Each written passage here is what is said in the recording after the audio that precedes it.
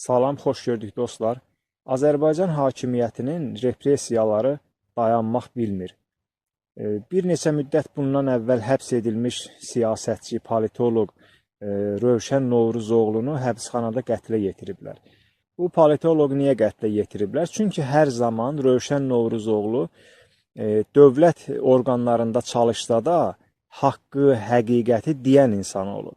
Elə haqqı dediyinə görə də bir neçə müddət bundan qabaq həbs eləmişdilər. Və ona verilən işgəncələr nəticəsində, ona verilən psixoloji təzyiqlər nəticəsində onu qətlə yetirdilər. Mən buradan Azərbaycan hakimiyyətinə səslənirəm. Siz nə qədər də bu xalqa zülm eləsəz, nə qədər də bu xalqı əzsəz, nə qədər də bu xalqın haqq, həqiqət axtaran insanlarını öldürsəz, qətlə yetirsəz, şəhid eləsəz, bunu yadda saxlayın ki, bir o qədər də haqq və həqiqət üzə çıxacaq. O qədər də o tökülən qanlar hesabına Azərbaycanda həqiqət axtarışında olan, Azərbaycanda ədalət axtarışında olan insanlar yetişəcək. Oğlanlar yetişəcək, kişilər yetişəcək. Bunu heç zaman yadınızdan çıxartmayın. Azərbaycan hakimiyyəti sizin atanızdan, babanızdan qalan miras deyil ki, zəli kimi yapışmısınız. Bunu yadınızda saxlayın ki, bu xalq nə qədər də bəzi məsələlərə görə qorxsalar da, sizin polislərinizdən çəkinsələr də, bu xalqın içində kifayət qədər qorxmaz, mərd, şücaətli oğlanlar var ki, bizim kimi biz Azərbaycanda çox sağlam, doğru, düzgün düşüncəyə sahib olan əqidəli insanlar, cavanlar yetişdirəcəyik və bu cavanlar sizin axırınıza çıxacaqlar. Bunu yadınızda saxlayın. Bizi siz heç bir şeylə qorxuza bilməzsiniz.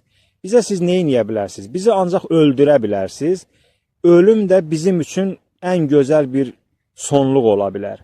Ölüm bizim üçün əslində sonluq deyil ki. Ölüm bizim üçün səadətdir. Ölüm bizim üçün xoşbəxtlikdir. Biz inanırıq ki, əgər siz bizi öldürsəz, siz bizi şəhid eləsəz, biz bu xalqın yolunda şəhid olmuş olarıq. Amma siz onu bilin ki, sizin ölümünüz birbaşa cəhənnəmə getməyinizdir. Bunu yadda saxlayın. Siz elə bu dünyada da cəhənnəmi yaşayırsınız. O dünyada da cəhənnəmlik olacaqsınız. Yadınızda saxlayın. Biz sizə imkan verməyəcəyik ki, siz bu dünyada rahat yaşayasınız. Çünki siz bizim həm dinimizi, həm dünyamızı əlimizdən almışsınız. Siz bu xalqın maddi, mənəvi bütün resurslarını məhv eləmişsiniz, talamısınız. Getmişsiniz Nardaran kimi bir yerdə Yeznənlə bərabər əxlaqsızlıq yuvası açmısan. O əxlaqsızlıq yuvaları sənə və sənin ailənə, yaxınlarına yaraşan bir yuvadır ki, sən getmişsən onu Nardaranda açmısan. Niyə getmişsən o torpaqlarda açmısan o əxlaqsızlıq yuvasını?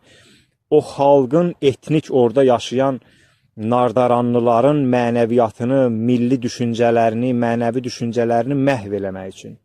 Amma bunu yadında saxla ki, sən nə qədər də bu xalqı məhv eləməyə çalışsan, nə qədər də bu xalqın maddi və mənəvi sərvətlərini aradan aparmağa çalışsan, biz o qədər sənin qarşında dayanacağıq və sənə imkan verməyəcəyik. Sən bizi bu xalqa düşmən kimi göstərə bilməzsən. Xalq özü çox gözəl bilir kim kimdir. Xalq bizi görür ki, biz həqiqəti, düzgünlüyü çatdırırıq cəmaata.